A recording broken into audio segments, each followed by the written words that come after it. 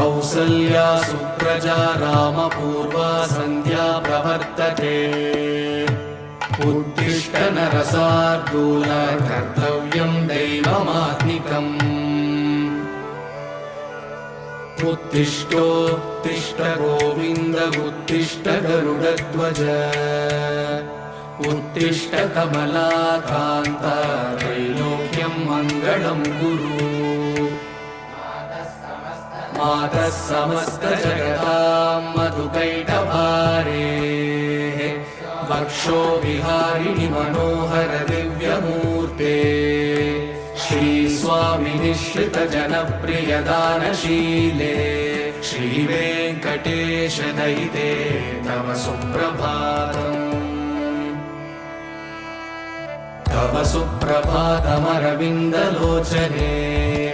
भवतु प्रसन्नमुख